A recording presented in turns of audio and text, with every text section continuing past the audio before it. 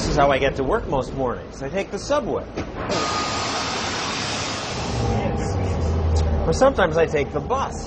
Both the bus and the subways in my town are run by an organization called the MTA. It's a government monopoly that's losing money hand over fist. Most of that money goes to pay bus drivers, subway conductors, train mechanics, and so forth, most of whom are union members, and most of them belong to Transit Workers Union Local 100, run by John Samuelson. We represent 34,000 subway and bus workers. And their contract's much too rich, says the MTA. The MTA says we're $800 million in the hole. Cut us some slack. There's nothing funny about it, says James McDougall. Public sector unions are parasites that will bankrupt America. It is literally the parasite devouring the host. The host, he says, is private enterprise. And the parasite is unions and governments. It's crazy that the private sector is literally dying and the federal government is providing more and more and more pay and benefits to its own employees at the same time. McDougall's a businessman who built this payroll service company from scratch. His business was all about employee pay, and so over the years he's been dismayed to watch government award their workers raises and special benefits like retirement at age 55. I mean, it used to be the deal, you go work for the government because it's safe, you can't be fired, but you make less. Now they make, if you include the pension, double. More than double, because they have fantastic benefits. People say you union thugs are sucking the life out of America. You know what I say to that? I say that the trade union movement is the greatest anti-poverty program that was ever developed. Jobs are the best anti-poverty program. There's more job growth when you guys are not involved. That's absolutely false. The trade union movement and civil service in this country has been the gateway into the middle class. That's what this is about. Really? I don't know many in the middle class with benefits like these. Union transit workers reach top pay grade after just 3 years. They take lots of sick days with full pay, and they can get to retire with a good pension at age 55. Why is that fair? Well, let me tell you, why isn't that fair? Because most people can't. Most people work till 65 or longer. Well, let's address that. We work in disgusting conditions. We work around human fecal matter, dead rats. We breathe in steel dust all day long. We're out there keeping the system running. When folks like you are sitting in a studio interviewing guys like me, is that fair? And to make it fair, you get to retire at 55. Absolutely. Transit workers, like cops and firemen, say they deserve higher pay because their jobs are dangerous.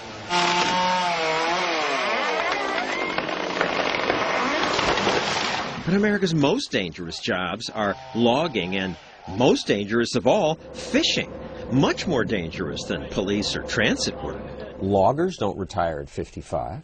People who fish for a living, I don't know risky anything about jobs. loggers. But I look at the most deadly jobs. Mm-hmm. Fishing is at the top of the list. Logging, farming, garbage men, roofers. Transit workers are way down. This is the richest country in the world. To expect but we can't that afford you anymore. That's an absurd statement. Bill Schoolman's bus company competes with the MTA. Their pay is so much higher than what a private business can afford to pay. It is a corrupt practice to see the way that they burn taxpayer dollars. Schoolman trains bus drivers, but often loses them to the MTA. They got much better benefits. He starts with a 30-day vacation. Very hard to compete. Not to mention all the sick days. A fourth of your workers took more than 15 sick days. In the private sector, they wouldn't last long doing that. I don't believe that's true. It's not true that a quarter of the people take 15 sick days? About 25% of our workforce are women. Women have babies. But in the private sector, there are women getting pregnant. Are you saying that women who are pregnant, how long is a... I mean, let's talk about I'm just wondering why there's so many sick days. I'm telling you why there's so many sick days. There's a significant amount of New York City transit workers are women now, whereas it never was like that. There are a lot of women around here, too. Mm-hmm. And when they get pregnant, how much time do they take off for work? I don't know. So? I'll find out. You're pointing your finger at me and at my union, and you really don't even have an answer for it. So I got an answer. New mothers at both the MTA and Fox get maternity leave. And lots of women around here have gotten pregnant. But not a single Fox employee took 15 sick days. The average was 3 sick days. And women take no more than men. 83 transit workers claimed a passenger spat on me. 51 of them took an average 64 days off. Have you ever been spit on? Yeah, actually. You have. I don't like it, but I wouldn't get 64 days off. We've had folks that have been spat upon that have gotten hepatitis. They've been spit in the eye and gotten eye infections and have taken significant amount of times off for that. Unions always have reasons why taxpayers must pay. But why do government officials agree to the deal? Unions do what unions do. If you're dumb enough to negotiate the stupid deals that the MTA management has negotiated, then shame on them. Most of those elected officials don't know how to read a balance sheet. They're just not equipped to manage the process of managing 22 million people who work in the public sector. Some who were equipped didn't seem to care. After all, the pension bill won't come due until later.